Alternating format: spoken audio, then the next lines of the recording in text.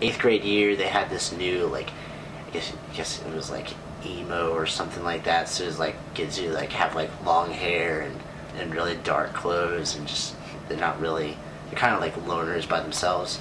And that's what I kind of pictured myself as. So I was like, well, I guess I'll just hang out with those guys. At the beginning of the year, I met these guys, and they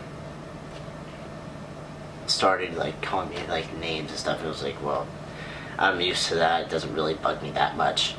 But then they started hitting me, and I would go every morning before school started, and they were the only guys that I thought would even talk to me. So I went to these guys, and they would basically beat me up every morning. Like, I would go to class and come home with just giant bruises on my arms and my back and on my face every day. So spring break of the 9th grade, going into it, I was like, I don't, at that point I was thinking even maybe suicide. Like, it was terrible. I hated my life, I hated myself, I hated everything that I was doing. I didn't think that would amount to much of anything.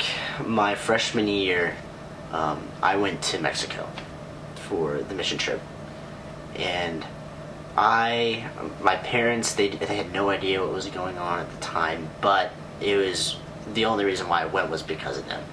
I didn't really have that many friends at church, or at least I thought so. I thought that, but I never really got into the whole church thing. I was already a Christian. I became a Christian in like the 1st grade or something like that. I don't remember exactly, but I was all baptized and everything, but I never really had Christ as anything more than at arm's reach, as you hear a lot of people say at Johnson Ferry. But I only asked and called on him when I felt like I needed something. Now, for the group that I was with, it wasn't really like this, but in my mind it was. As there were three guys, including me, and 3 girls, and I was the only freshman in the group. The 2 guys were these big, buff football players, good-looking guys. They're like what I envisioned of like what the ideal high school student should be. And the girls were gorgeous. Like, they just were. And I was like, wow, these people will never ever like even talk to me. And so I stayed quiet through all the trainings and kind of did my own kind of thing. I paid attention, of course, but that was really it.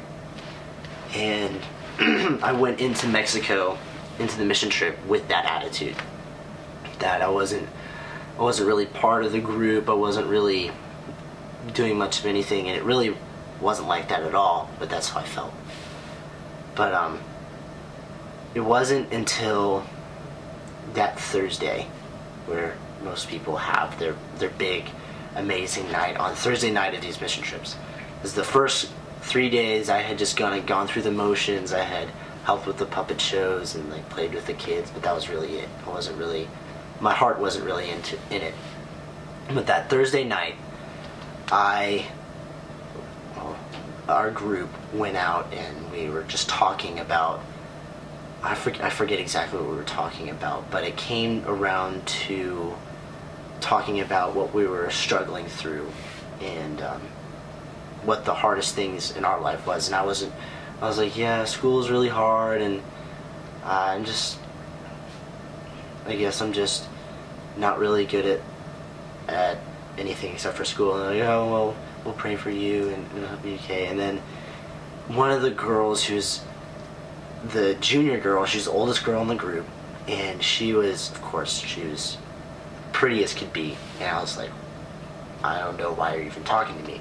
But she was like, wow, I didn't even think that she knew my name, but she was like, Mason, you've been really quiet the entire time. It's like, why is it? I was like, well, there's a reason. And I went through, next thing I knew, I was going through my entire story from 8th grade year through up until that point. I was like, I just don't know what else to do. Like, I come home with these bruises, and I feel like I'm being torn apart every day. and I didn't have anybody to talk to about this. My parents didn't even know. But at that moment, I had made myself vulnerable to these people, which was really the first time I had done that since this started. And the most amazing thing to me happened was these guys came around me and they put their hands on me. You can still feel their hands on my shoulders, on my back, and they just were talking to me and comforting me, and they prayed for me, and it was one of the most amazing experiences of my life to date. Well, I come back and I'm feel really full, and feeling really good about myself, and so I go into school and I walk in and I'm a changed person. And so I go to these same guys, and they kind of start getting in the, I guess I could see it coming, what was normally happening. I was like, we're not doing that anymore. And the guys could tell that I was serious, and they were like, okay, we're gonna stop. Except for one guy, and of course there's always gonna be that one guy, and he was like, not gonna do it. And he comes and he slaps me in the face, and then I punched him in the face, almost broke his nose, and